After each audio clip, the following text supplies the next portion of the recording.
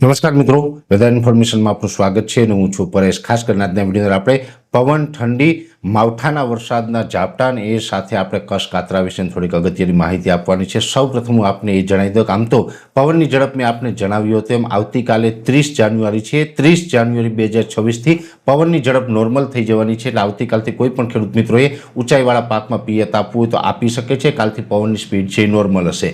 બીજા નંબરની અંદર ઠંડી છે। આમ જોવા જઈએ તો છેલ્લા 1-2 અઠવાડિયાથી કન્ટિન્યુ ઠંડી ચાલી રહી હતી, એમાં હવે આવતીકાલે એક દિવસ નોર્મલ તાપમાન છે લગભગ 2 ડિગ્રી સુધીનું ઊંચું આવશે। 30 તારીખે તાપમાન ઊંચું આવશે, પણ ફરીથી પાછું 31 જાન્યુઆરીથી ફરીથી પાછું તાપમાન છે એ નોર્મલ થશે, એટલે ઠંડી હજુ પણ કન્ટિન્યુ રહેવાનું છે। 5 તારીખ સુધી હજુ પણ આપણે ઠંડીમાંથી કોઈ મોટી રાહત નથી મળવાની, સામાન્ય 1-2 ડિગ્રીની રાહત મળે, બાકી મોટી રાહત મળે તેવી શક્યતાઓ નથી। આ વચ્ચે બીજી એક વાત કરવાની છે માવઠાના વરસાદ વિશેની। માવઠાના વરસાદની એટલા માટે વાત કરવાની છે કે ફરીથી ગુજરાતમાં અમુક સીમિત વિસ્તારની અંદર માવઠાના ઝાપટા પડે તેવી શક્યતાઓ રહેલી છે। માવઠાના ઝાપટાની વાત છે તો આમ તો ગુજરાતના દરેક ખેડૂતોએ ક્યાંય ચિંતા કરવાની જરૂર નથી, પણ એક ચોક્કસથી વાત છે કે મધ્યપ્રદેશ બોર્ડર લાગુ વિસ્તારમાં અમુક ગ્રામ્ય વિસ્તાર હશે, એમાં 2 ફેબ્રુઆરીના રોજ માત્ર એક દિવસ માટે છૂટાછવાયા એકદમ સામાન્ય ઝાપટા પડવાની શક્યતાઓ રહેલી છે। જે વિસ્તાર હશે જેમાં ખાસ કરીને રાજપીપળા, છોટાઉદેપુર, દાહોદ, ગોધરા સુધીનો જે વિસ્તાર હશે ને એમાં પણ ખાસ જે મધ્યપ્રદેશ બોર્ડર તરફના જે ગામડાઓ હશે એ ગામડાઓમાં માત્ર 2 ફેબ્રુઆરીના રોજ એક જ દિવસ માટે સામાન્ય ઝાપટા પડે, એટલે સીમિત વિસ્તારમાં એ ઝાપટાની શક્યતાઓ છે। બાકી ઓલ ઓવર ગુજરાતનું હવામાન છે એ રાબેતા મુજબ ખુલ્લું રહેવાનું છે, એટલે બીજા કોઈ વિસ્તારમાં ચિંતાનું કારણ નથી।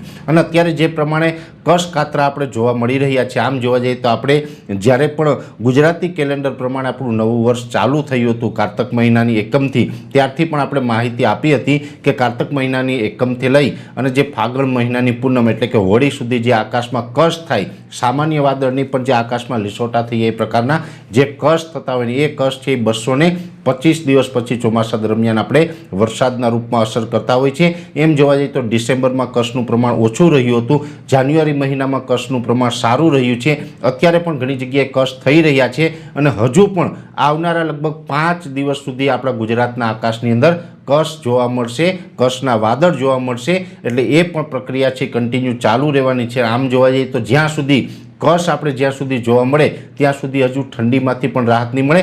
જ્યારે પણ સંપૂર્ણ કચ્છ છે એ થવાનું બંધ થઈ જશે ત્યાર પછી ઠંડીમાંથી રાહત મળશે અને ત્યાર પછી પાછા ફરીથી કચ્છ થવાનું ચાલુ થાય તેવી આપણે શક્યતાઓ રહેલી હોય છે, એટલે હમણાં કચ્છમાંથી પણ રાહત નહીં મળે અને ખાસ કરીને જે ઠંડી છે એ પણ હમણાં યથાવત રહેવાની છે અને પવનની જે ઝડપ છે એ આવતીકાલથી ઘટી જવાની છે અને માત્ર એક દિવસ એટલે કે 2 ફેબ્રુઆરીના રોજ રાજ્યના સીમિત વિસ્તારોની અંદર માવઠાના ઝાપટા પડે તેવી શક્યતાઓ રહેલી છે। એટલે હવામાનની ખૂબ અગત્યની માહિતી હતી મેં આ વિડીયોની અંદર આપવાનો પ્રયત્ન કર્યો છે।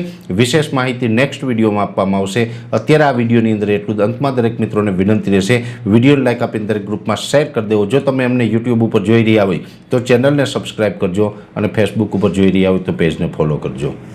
નમસ્કાર।